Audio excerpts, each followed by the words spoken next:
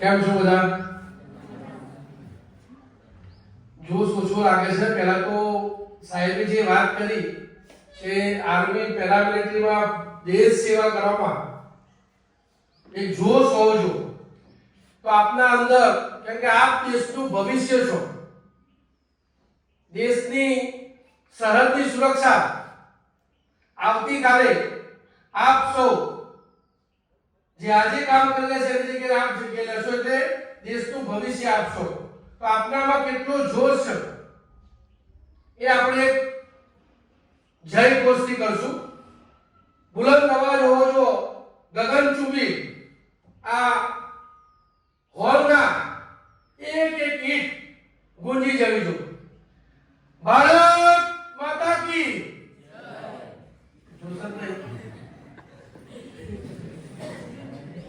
પેલા તો એનર્જી લાવો. રોજ પીટીબી કરતા છો, બિહાઇન્ડ ક્લાસ પણ તમારો ચાલતો હશે. તો પહેલા તો ખૂબ એનર્જી સાથે મુઠ્ઠી બંધ કરી એ હાથ ઉપર કરીને આપણે જય ઘોષ કરશું. મને લાગુ જુઓ ને આપણા ખાસ કરીને પ્રિન્સિપાલ અને ટીચરો આપણા ગુરુજીને લાગવું જુઓ કે ભાઈ ના, કે દેશનું ભવિષ્ય હજુ અંધકારમય નથી. દેશની સુરક્ષામાં હજુ પણ નવયુવાનો દેશ માટે કંઈક કરી છૂટવાની, મરી મીટવાની ભાવના છે. ભારત માતા કી ના કોઈ ફરક નથી. અરે ખરા તમે ખાઈ રહ્યા નાસ્તો વાસ્તો ઘરે આપે મમ્મી નથી આપે સવારે ખરો છો જમો છો કે કઈ ઉપવાસ તો નહીં લાગે ને. તો એક વખતે ભારત માતા કી બે હાથ ઊંચા કરીને કરો. અંદરથી અવાજ આવવો જોઈએ. પેલા તો એક પ્રેક્ટિસ ઊંચા કરી અવાજે બોલો, ઊંચા અવાજે. હાથ ઊંચા કરી દેજો અને જેટલો જોશ હોય અંદરથી આવવાનો. એટલે કે ફોર્સમાં ભરતી થવું પેલા અવાજ પણ હોવો જોઈએ. દુશ્મનની છાતી ફાટી જવી જોઈએ. ભારત માતા કી ભારત માતા કી. ચલો ખૂબ ખૂબ આભાર. રોજ સાહેબને ત્યાં પ્રેક્ટિસ કરાવી. ઓછું હજુ અવાજ આપો નથી બોલતા શીખવું જો. સૌથી પહેલા સ્કૂલ સમય એક એવા સંસ્કાર તમારા સિંચન કરતા હોય છે ત્યાં તમારે પહેલા બધું કોર્સમાં ભરતી થતા પહેલા અહીંયાથી આપણા શિક્ષકો શીખવાડે ડિસિપ્લિન. આજે બેસાડે તમને આરામથી વ્યવસ્થિત. આ એક ડિસિપ્લિન છે. જો તમારે કોર્સમાં જવું હોય, ભરતી થવું હોય અને સારા નાગરિક પણ બનવું હોય તો પણ આપણા અંદર અનુશાસન ડિસિપ્લિન બહુ જરૂરી છે. શિસ્તબદ્ધ સ્કૂલ સમયથી જે બાળકો શીખતા હોય છે એ હંમેશા જીવનમાં કંઈક ને કંઈક ઉપર એટલે આગળ વધતા હોય છે. હવે આપણે ડિસિપ્લિન ઉપર જતા બહુ લાંબુ લેક્ચર ના આપતા, શોર્ટમાં આજે વિશેષ હું પ્રિન્સિપલ સાહેબનો, અહીંના શિક્ષકગણનો તમામનો ખૂબ ખૂબ આભાર વ્યક્ત કરું છું કે જેમણે આપ સૌ માટે 5-10 મિનિટ આજે એમને બોલવાનો એક મોકો આપ્યો. એ બદલ હું ફરીથી સાહેબનો ખૂબ ખૂબ આભાર. મારું નામ દીપેશ પટેલ, બીએસએફ થી હું નિવૃત્ત છું. અત્યારે આપણા દેશના નિવૃત્ત જવાન શહીદ પરિવાર ચાલુ નોકરી તમામ માટે મારાથી જે બની શકે તે હું યોગદાન આપતો હોઉં છું. અને મને એમ છે કે આવનારી પેઢી યુવાનો ફોર્સમાં આજે દીકરીઓ પણ તમે જુઓ air force, army, navy, BSF, CRPF, CISF, SSB, ITB, Assam rifle આ તમામમાં હવે દીકરીઓ પણ ખૂબ એમના પણ સરકારે ખૂબ જેમ શિક્ષણમાં બધી જગ્યાએ ગુજરાત સરકારનો 33% અનામત છે એવી રીતે ફોર્સમાં પણ હવે ભરતી થઈ શકે છે. એટલે પહેલા તો ફોર્સમાં ભરતી થવા કોણ ઈચ્છે છે એ હાથ ઊંચો કરો. કોઈને ફોર્સમાં જવાનું ગમે? દીકરીઓને ગમે છે? કોઈ નહીં જવું? બંદૂક ચલાવવાનું ગમે? છોકરાઓને જેને ગમતું હોય હાથ ઊંચો કરો પહેલા. એક જણ શાબાશ. એક જ જણ જશે. તો ઘણા બધા હતા આમ તેમ કહેતા હતા આર્મીમાં જવાનું છે સાહેબ. શું થયું? શરમાઈ છે ને છોકરો. પેલા પૂરું થઈ ગયું પિક્ચર. એક તો મેં સાહેબને પરમિશન આપી તમારા કહેવાની. ભરતી થવા દીકરીઓ ફોર્સમાં બધી રીતે ભરતી થવા પહેલા તો શું છે કે બધાને એવું હશે ખાલી લડવા માટે જ જવાનું. એવું નથી હોતું કે લડવા માટે જ જવાનું. ઘણા બધા ફિલ્ડ હોય છે એમાં. જેમ દરેક વિભાગમાં ક્લાર્ક હોય, પછી એન્જિનિયર કર્યો તો તમને એન્જિનિયર લગતું કામ મળે. તમે જે ભણશો એ પ્રમાણે એની લાયકાત પ્રમાણે પણ આપણે બધા શું બધા માનતા હોય કે 10 પાસ કે 12 પાસ થયા એટલે આપણે ભરતી થઈ ગયા કોર્સમાં, તો એ રેન્ક નાની હોય. એ રેન્ક કહેવાય નાની. જે આપણે પોલીસમાં આપણે કહીએ છીએ કોન્સ્ટેબલ. તમે જોતા હશો ચાર રસ્તા ઉપર આપણા ક્યાંક કોઈનું સ્કૂટર બૂટર એક્ટિવા રોક્યું છે, ગાડી વાડી રોકી છે. હા, તો એ રેન્કથી અને આપણે ગાંધીનગરમાં ડીજી સાહેબ, વિકાસ સાહેબ એ શું કહેવાય ડાયરેક્ટર જનરલ આઈપીએસ. એમ દરેક આપણે જે ભણશું એ પ્રમાણે આપણને ફોર્સમાં પણ કામ મળતું હોય છે. એટલે તમારે પહેલા દેશ સેવા કરવી હોય તો પહેલા તો સૌથી પહેલા શિસ્ત, અનુશાસન સૌથી પહેલા શીખવું પડશે. વહેલા કેટલા વાગે ઉઠો છો? 8 વાગે. એટલે પહેલા સવારે ઉઠવાની પણ વિદ્યાર્થી કાળના સમયમાં ઉઠવાની પણ આપણને પદ્ધતિ અંદર હોવી જોઈએ કે ભાઈ મારા અંદર કે મારે સવારે વહેલા સ્કૂલમાં આવતા પહેલા તમે ક્લાસ જે પણ વિષયનું જ્ઞાન રાખતા હોય સવારે વાંચીને આવો તો સારું રહે. એમ આ કોર્સમાં પણ ભરતી થવું હોય તો સવારે વહેલા જાગતા શીખવું પડશે. એટલે હવે હું મારા વિષય ઉપર આવું કે તમને કદાચ BSF, CRP, CISF, SSB, ITB, Assam rifle આ વિશે માહિતી નહીં હોય. જો આ બીએસએફ એટલે બોર્ડર સિક્યુરિટી ફોર્સ, કોઈના બી પેરેન્ટ્સ તો કોઈ બીએસએફ માં ખરું? આમાં કોઈનું ખરું? પેરામિલિટરી, મિલિટરીમાં કોઈના ફાધર હોય, કોઈના કાકા હોય, પરિવારમાં કોઈના ખરા? તે ખબર જ નથી. જેના હોય હાથ ઊંચું કરો. સેમ જ બેટા? કયા પેરામિલિટરીમાં કયા વિભાગમાં? કયું ગામ? Okay, thank you. એટલે આપણે તમને બધાને પહેલા દરેક વિષય ઉપર માહિતી આપું છું. 11 બારના સ્ટુડન્ટ છો? ઓકે. એટલે આવનાર સમયમાં તમે કોલેજ કરશો, કદાચ 12 પાસ કરશો તો તમારે જો પોતાની કારકિર્દી આ દેશ સેવામાં કરવી હોય તો હું તમામ વિશે તમને કહીશ. બીએસએફ એટલે બોર્ડર સિક્યુરિટી ફોર્સ. નામ ઉપરથી આપણને ખબર પડી જાય. હમણાં જ આપણા આદરણીય પ્રધાનમંત્રી ગયા દિવાળીમાં આપણા ભુજમાં જે દિવાળી મનાઈ, હોળી દિવાળી જે વખતે તમને કદાચ જોયું હોય તો ભુજમાં, એ આપણા બીએસએફ ના જવાનો. ક્યારેક તમે નાળા બેટ જાઓ, સાહેબ સ્કૂલનો પ્રવાસ થતો હોય છે, ક્યારેક નાળા બેટ જાઓ ને તો ત્યાં જે આપણું જે પાકિસ્તાન બોર્ડર ઉપર, બાંગ્લાદેશ અને પાકિસ્તાન બોર્ડર ઉપર આપણે આશરે 7401 આટલી લાંબી જે બોર્ડર, ઇન્ટરનેશનલ બોર્ડર ની સુરક્ષા કરવા તમારે ભરતી થાવ બીએસએફ પર તો ત્યાં તમારે નોકરી કરવાની થાય બોર્ડર ઉપર. એટલે બીએસએફ નું કામ LOC, line of control. Line of control વિશે તમને નહીં ખબર છે, કાલ્પનિક આપણી બોર્ડર છે કાશ્મીરમાં. હાલ પણ આપણો સડકતો પ્રશ્ન છે. ત્યાં શું છે, આપણી બોર્ડર નિર્ધારિત નથી થઈ. આપણે અંદાજો લગાવવાનો કે આ વચ્ચે જે નદી જાય એના પેલો બાજુ પાકિસ્તાન, આ બાજુ આપણે. ત્યાં કોઈ ઇન્ટરનેશનલ બોર્ડર બની નથી. એટલે કાશ્મીરની ખીણોમાં પણ આપણે અમરનાથ યાત્રા જાઓ ત્યાં પણ નોકરી કરવી પડે. તો આ બીએસએફ જે કહેવાય એનું કામ બોર્ડર સિક્યુરિટી ફોર્સનું કામ સરહદની સુરક્ષાની સાથે છે. ત્યારે મોદી સાહેબ પણ એટલા કમાન્ડો જોયા છે, એનએસજી, એસપીજી ફરતા હોય છે, ખબર બેગો લઈ. એમાં પણ તમારી નોકરી તમે લઈ શકો છો એની અંદર ગયા પછી. બીએસએફ નું કામ છે સરહદની સુરક્ષા અને આંતરિક સુરક્ષા. આ ચૂંટણી હોય, ઇલેક્શન હોય, હમણાં હાર્દિક પટેલે ધમાલ કરી હતી આંદોલન, એ વખતે આપણે શાંતિ સલામતી જળવાય એના માટે આપણે બીએસએફ ના જવાનો કામ કરતા હોય છે. હવે સીઆરપી વિશે સમજાવો. Central reserve police force. શું નામ? જોસ્તીન બોલો. Central reserve police force. એનું કામ આપણે પુલવામા વેલેન્ટાઇન ડે 2019 જે આપણા પુલવામામાં જવાનો શહીદ થઈ ગયા એ આપણા સેન્ટ્રલ રિઝર્વ પોલીસ ફોર્સના અત્યંત છત્તીસગઢ નક્સલ પ્રભાવિત વિસ્તાર, દેશનું નહીં આખા વિશ્વનું સૌથી મોટું લાર્જેસ્ટ પોલીસ ફોર્સ. એટલે એમાં પણ ભરતી તમે થાવ છો તો સારી લગભગ સિટીની અંદર અને નક્સલ પ્રભાવિત વિસ્તાર ત્યાં આગળ તમારી ડ્યુટી હોય છે. હવે આવે આઈટીબીપી. નામ ઉપરથી જ ખબર પડશે કે Indian people border police force, જે આપણી ચીનની બોર્ડર, એની સુરક્ષાની જવાબદારી આપણા આ જવાનોમાં છે. એસએસબી નેપાળ અને ભૂટાન ક્યારેક જાઓ તો ત્યાં આગળ આપણા જવાનો કેમોફ્લેજ યુનિફોર્મમાં હશે તો ત્યાં આગળ નોકરી કરતા એને શું કહેવાય? એસએસબી સશસ્ત્ર સીમા બલ. આસામ રાઇફલ બર્મા બોર્ડરની સુરક્ષા કરે. અને લાસ્ટ સીઆઈએસએફ એરપોર્ટ ઉપર ક્યારેક જાઓ કે મેટ્રો સ્ટેશન દિલ્હી અમદાવાદમાં ક્યારેક જાઓ તો ત્યાં આગળ ડ્યુટી કરતા હોય જવાનો કોણ હોય છે? CISF central institute force. આ બધું પેરામિલિટરી કહેવાય.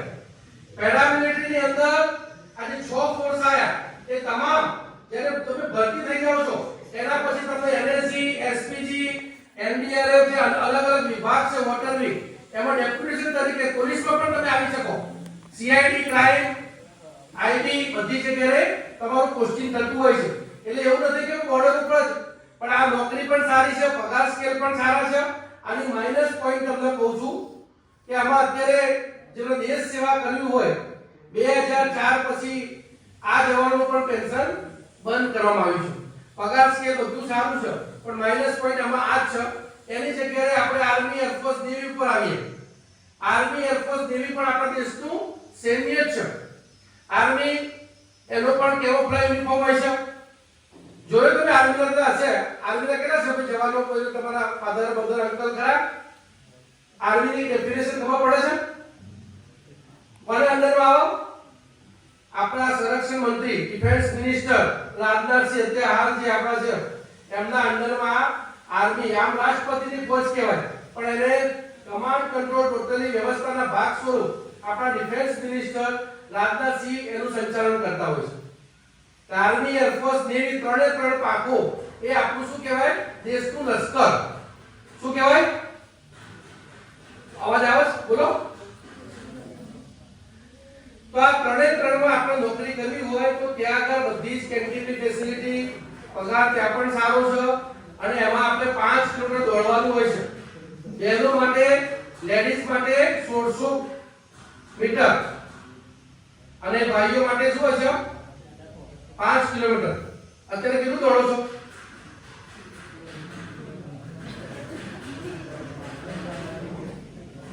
દોડો છો તો એમાં એટલે ભરતી થવાની કોઈ રસ નથી.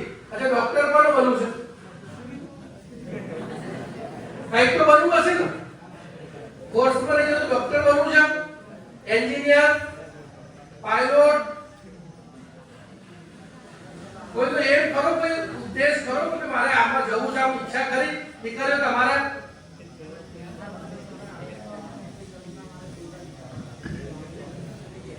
હજુ બધાને હું વિનંતી કરું છું કે મારો વિષય ખાલી આટલો જ હતો કે તમામને પેરામિલિટરી વિશે માહિતી આપી કે પેરામિલિટરી એટલે આપણું કેન્દ્રીય આર્મડ પોલીસ ફોર્સ, અર્ધસૈનિક બળ જેમની ડ્યુટી દેશની આંતરિક સુરક્ષા અને સરહદની સુરક્ષા કરવાનું હોય છે.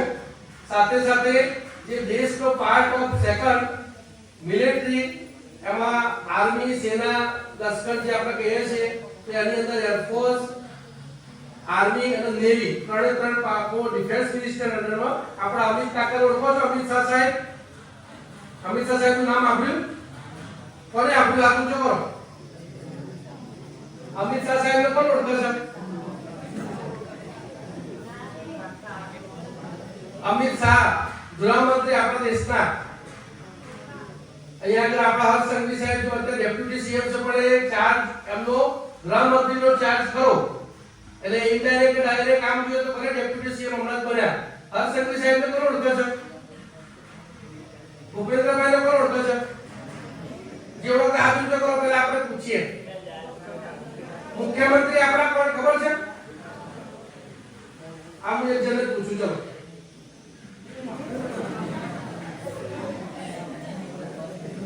તમે 11 12 પાછા ગરદન નીચે કરી દીધી. જે ગરદન નીચે કરી છે ને 1 2 3 4 આપણો કાળો શર્ટ છે ને એ બરાબર બની જાવ.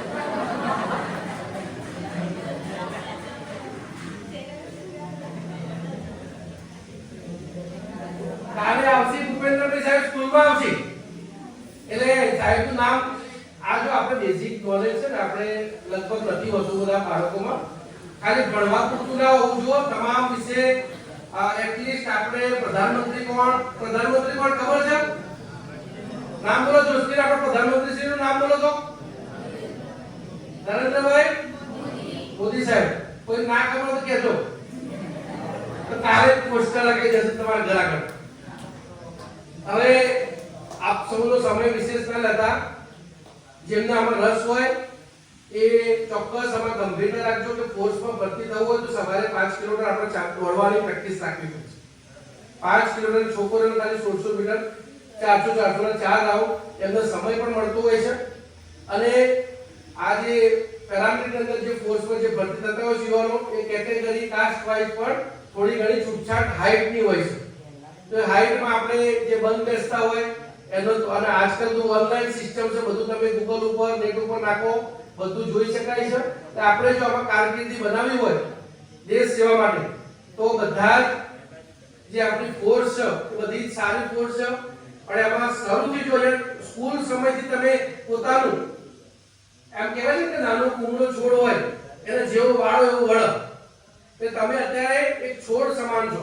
તમારે પોતાને તૈયાર કરવાના છે કે મારે કઈ દિશામાં જવું. અહીંયા આગળ જે બી આપણા શિક્ષકો કહે છે ડિસિપ્લિન અનુશાસનમાં ખાસ તમે અત્યારથી કેળવાઓ છો, તો તમે જ્યારે આ કોર્સમાં ક્યાંક ભરતી થાવ છો તમને ત્યાં વધુ દુઃખ નહીં લાગે. નહીં તો નહીં કે ઘરેથી જાય પછી કાઢવું પડે, એ આપણને કાઢવું ના પડે. આપણે એ ઢાંચામાં ઢાલતા છીએ. જેવો માહોલ હોય એ માહોલમાં આપણે પોતાનું જીવન એમાં તમને ક્યાંક જંગલમાં મૂક્યા હોય તમે રહી શકો. હા, તો આ બધું શું છે કે અત્યારે તમે નાનું પહેલા તો પછી તો અલગ અલગ બધા ટ્રેનિંગના સમય દરમિયાન ઘણું બધું આપણે પીટી પરેડ, ત્યાં આગળ પરેડ બી ચાલતું. એનસીસી માં કેટલા છોકરાઓને રસ હોય છે સાહેબ? એનસીસી ચાલે છે? એટલે આપણે એનસીસી ના કરતા હોય તો કઈ વાત નહીં, પણ આપણે બેઝિક જે સાહેબનો ડિસિપ્લિન કહે છે એના ઉપર ખાસ બધાને હું વિનંતી કરીશ, રિક્વેસ્ટ કરું છું કે અત્યારે હાલથી આપ પોતે એ ઢાંચામાં ઢળતા થશો તો આપણે આગળ જતા આ પ્રોબ્લેમ નહીં આવે. બાળકો તમારે ખાસ વિશેષ ધ્યાન રાખવાનું છે કે ફોર્સમાં ભરતી નહીં, તમામ જગ્યાએ આ ડિસિપ્લિન અનુશાસન કામ આવશે. તમે બીજા વિભાગમાં પણ નોકરી કરશો ત્યાં પણ તમારી ચાલ ચલકત સર્ટિફાઈ હોય છે. ખબર છે? સર્ટિફિકેટ આપવામાં આવશે કે આનું ચાલ ચલકત કેવું છે, આ છોકરો કેવો છે. કામમાં નહીં હોતો પેલું આ બધું ધમાલી છોકરો છે, આના જોડે માતા પિતા પણ કહેતા હોય છે કે ભાઈ આના જોડે ના બેસવું કહેતા હોય છે ને. કોઈ તો કહેતા હોય કોઈનું નામ ખરાબ તો નથી ને? બધા સારા છો? સરસ. તો સૌ આપણે જેમને આ કોર્સમાં ભરતી થવું હોય એ BSF, CRPF, CISF, SSB, ITB, Assam rifle એ તમામે તમામ ગૃહમંત્રીના અંડરમાં આવે છે, હોમ મિનિસ્ટરના અંડરમાં આવે. અને આની અંદર રજાઓ 60 દિવસની રજાઓ હોય છે, 30 દિવસની સીએલ છુટ્ટી એટલે આકસ્મિક જે કહેવાય કેઝ્યુઅલ લીવ એ મળતી હોય છે. એટલે તમામને જમવાનું જે કહેવાય એ પેમેન્ટ રાશન ખરું, પણ સરકાર જ એના પૈસા આપતું હોય છે. એટલે એ ઇનડાયરેક્ટ કહીએ તો ફ્રી રાશન જેવું છે. આર્મીની અંદર આ રાશન ફ્રી આપવામાં આવતું, એટલે પેમેન્ટ આપવામાં આવતું નથી, ફ્રી રાશન ઓલરેડી હોય છે. અને જ્યારે એલઓસી ઉપર જ્યારે આ બધું બધી ફોર્સ સાથે કામ કરે ત્યાં આગળ શું હોય કે ત્યાં બંને આર્મીના અંડરમાં આ પેરામિલિટરીના જવાનો પણ કામ કરતા હોય, એક જ કમાન્ડ કંટ્રોલમાં કામ. એટલે ત્યાં પણ આપણે એલઓસી ઉપર રાશન ફ્રી, એટલે જમવાનું ત્યાં આગળ આર્મીના અંડરમાં ફ્રી મળતું હોય છે. એટલે આ બધું નાની નાની વસ્તુ શું તમારા ધ્યાનમાં હોવું જોઈએ કે મારે ફોર્સમાં ભરતી થવું હોય તો સૌથી પહેલું નિયમબદ્ધતા, શિસ્તબદ્ધતા, અનુશાસન આપણામાં આવડવું જોઈએ, કેળવવું જોઈએ. અને ત્યાંથી અત્યારે તમે શરૂ કરશો તો તમને હવે આવનાર સમયમાં ઘણી બધી ભરતી, પોલીસમાં ભરતી કોને થવું?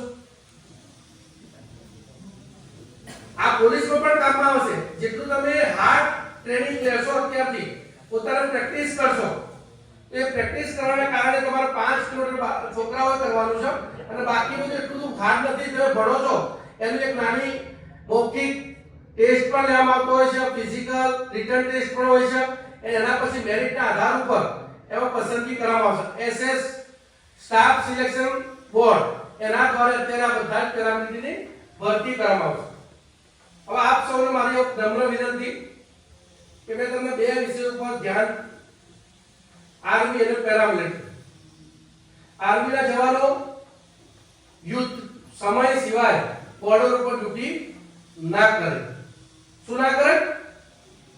યુએન સંયુક્ત રાષ્ટ્રના નીતિ નિયમ પ્રમાણે આપણા દેશનું આર્મી કોઈ એવી આપાતકાલીન પરિસ્થિતિ આવે એ સમયે એ એને ડિપ્લોયમેન્ટ કરવામાં આવતું હોય છે. અધરવાઇઝ આપણે આ BSF, CRPF, CISF, SSP, ITP, Assam rifle આ આપણા શાંતિના સમય હોય તો આપણા દેશનું તમામ નાગરિકોની સલામતી સુરક્ષામાં આ બધા જવાનો પોતાની ડ્યુટી કરતા હોય છે. પોતાના ઘર પરિવાર છોડી 9 મહિના ત્યાં આગળ ફોર્સમાં 3 મહિના જેવું પોતાના પરિવાર સાથે સમય વિતાવતા હોય છે. આ સાઈડે યુદ્ધના સમયે પણ હમણાં ઓપરેશન સિંદૂર, કોને ખબર છે ઓપરેશન સિંદૂર વિશે? હાથ ઊંચો કરો. હાથ કોઈ ઊંચું નહીં કરતું. એટલે સાહેબ રોજ શીખવાડું હાથ ઊંચો કરો એટલે થોડી પ્રેક્ટિસ પણ થાય. આમ કરીએ ને આમ એટલે ઇનડાયરેક્ટ ડાયરેક્ટ પીટી થઈ જતી હોય છે. એટલે હાથ હલાવતા રહેવું એટલે અહીંથી તમારી પ્રેક્ટિસ થઈ જશે ફોજમાં જવાની. ઓપરેશન સિંદૂર વિશે કોને માહિતી છે? શું થયું હતું ઓપરેશન સિંદૂરમાં? યુદ્ધ એ વખતે એટલે આપણા દેશમાં 1971 નો લડાઈની વાત કરું, કારગિલની વાત કરું, અત્યારે ઓપરેશન સિંદૂરની વાત કરું, તેમાં આર્મી અને પેરામિલિટરી બધા જ સાથે આપણે લડ્યા, જીત્યા કે નહીં જીત્યા? જોસ્તી બોલો. સરસ. એટલે યુદ્ધના સમયે પણ પેરામિલિટરીના જવાનો પોતાનું યોગદાન આપતા હોય છે. તો આપણા માટે આ બંને ઇનડાયરેક્ટ ડાયરેક્ટ શું કહેવાય છે? સેના. મારો વિષય એ છે કે કાલે આમાંથી કોઈ પણ દીકરો કે દીકરી તમે ભરતી થશો તો આ બંને દેશની સેના કહેવાય કે ના કહેવાય? પેરામિલિટરી કે મિલિટરી? ભગવાન શ્રી રામ અને કૃષ્ણ બંનેનો કાર્ય સમય દરમિયાન બંનેની કાર્ય પદ્ધતિ અલગ હતી. ભગવાન શ્રી રામનું મર્યાદા પુરુષોત્તમ એમનું આખું જીવન ચરિત્ર વિશે આપણે જાણીએ તો અલગ કહેવાય. કૃષ્ણ ભગવાને લીલા કરી, મહાભારત જોયું તો બંને કહેવાય એક જ રૂપ ને, ભગવાન જ કહેવાય. ભગવાન કહેવાય કે ના કહેવાય? રામને ભગવાન કહેશું કે નહીં કહેવું? કૃષ્ણને ભગવાન કહેશું કે નહીં કહેશું? તો આ બધા ભગવાન છે. આ બંને જે પેરામિલિટરી મેં તમને ઘણા બધા વાતચીત કરી એ બંને સમાન કહેવાય કે ના કહેવાય? સમાન કહેવાય તો હાથ ઊંચો કરો જેટલા મારી વાતથી સહમત હોય. હાથ એટલે નહીં ઊંચા કરતા એટલે સહમત નહીં. કાલ તમારે ભરતી થવાનું થાય પણ કદાચ પેરામિલિટરી ભરતી કોઈ બીએસએફ ની દીકરીએ કીધું પેરામિલિટરી ભરતી થઈ ગયા તો તમને સેનાના જેવું આર્મી, એરફોર્સ, નેવી જેવું સમાન અધિકાર ના મળે તો તમને દુઃખ લાગશે? ભરતી થઈ ગયા પછી તમને દુઃખ નહીં લાગે? નહીં લાગે? સરસ. ખૂબ ખૂબ આભાર. એટલે મારો વિષય એ હતો કે ભાઈ આ બંને જવાનો જે કહેવાય આ દેશની સુરક્ષામાં પોતાનું સર્વોચ્ચ યોગદાન આપતા હોય છે. દેશ એક છે, રાષ્ટ્ર એક છે. બંને જવાનો સમાન સુવિધા હક મળવો જોઈએ અને આપ ક્યારેક ભરતી થાઓ, દેશનો કોઈ પણ નાગરિક દેશની સુરક્ષા માટે પોતાનું જીવન અર્પણ કરતો હોય તો એને પણ શહીદ કહેવું જ જુઓ. ભગતસિંહ શહીદ હતા, ગાંધીજી શહીદ. આપણા ભારતમાં 6 દિવસ શહીદ દિવસ તરીકે ઉજવાય છે કે ભાઈ આ દિવસ આપણે 31 જાન્યુઆરી આવે એટલે આપણે ગાંધીજીની, બરોબર સાહેબ? ગાંધીજી જે શહીદ દિવસ પછી આપણે 23 માર્ચ એ આપણા વીર શહીદ ભગતસિંહ તો કોણ ઓળખે છે? વીર શહીદ ભગતસિંહ તમે બધા 12મા છો કે 11મા સ્ટુડન્ટ? 11મા. 10મું પાસ કર્યું? કેવી રીતે પાસ કર્યું? વાંચી તો ખાલી એમને મત પાકું દીકરીનો અવાજ ધરાવે છોકરાઓનો ઓછો આવે એટલે વાંચ્યા વગર તમે પાસ થયા? પાકું? એટલે શિક્ષકો એમને પાસ કરે ભાઈબંધી કરી છે. 10મા સુધી તમે ભણ્યા છો, હવે તમારે બોલતા શીખવાનું છે. અહીંયા આગળ શાળામાંથી સારું નામ, શિક્ષકોનું નામ થાય, શાળાનું નામ, ગૌરવ. તમે કાલ જે કંઈક સારું કરશો તો કોઈ પૂછશે તમને આખા ઇન્ડિયામાં કે ભાઈ કઈ સ્કૂલમાં હતા તો ઇન્ડિયાને કે ડાયરેક્ટ કોનું નામ જોડેલું તમારી સાથે? આ સ્કૂલનું નામ જોડેલું છે. રેકોર્ડ લખાતો હોય છે કે ભાઈ આ સ્કૂલમાં આટલા છોકરાઓ ડોક્ટર બન્યા, એન્જિનિયર બન્યા, આટલા ફોર્સમાં ગયા. ગામનું નામ, સમાજનું નામ, શિક્ષકનું, બધાનું ગૌરવ તમે બધા વધારશો. એટલે તમારે પહેલા તો બોલતા શીખવાની જરૂર છે. અને હા પાડતા, જો આ હા અને ના નહીં કરો તો આપણે દેશ જે ગુલામ થઈ ગયો. અવાજ બાબા સાહેબ આંબેડકરના ફોટા લગાયા છે, ઘણા બધા મહાનુભાવોના બધા જ ફોટા મેં જોયા આવતા. તો આમાંથી આપણે પ્રેરણા લેવાની. તમે કોઈના વિશે સાંભળો કે જ્યારે અવાજ નહીં ઉઠાવો તો પછી કામ કેમ થશે? તમે બોલશો ને તો તમને માતા પિતા કેવી રીતે કહેશે? માતા પિતાને કહો ખરા કે મારે કયા ફિલ્ડમાં જવું? કોઈનો એમ કોઈનો ઉદ્દેશ ખાલી આ ભાઈનો તો શું નામ હતું ભાઈ? આજો બેટા.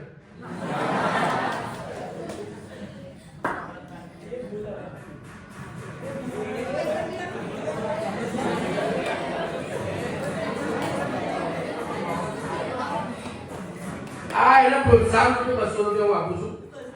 આ બોલવું એ પણ બહુ ગૌરવની વાત છે. એકલાય કામ કર્યું આટલા બધામાં. ખૂબ ખૂબ આભાર.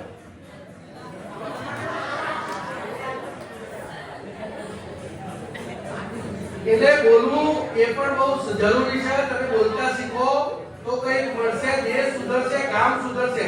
આપણે ખાલી સ્કૂલમાં જ નહીં, ગામમાં પણ તમે રોડ, રસ્તા, સ્ટ્રીટ લાઇટ, ગટર, પાણી કેટલા પ્રશ્નો છે?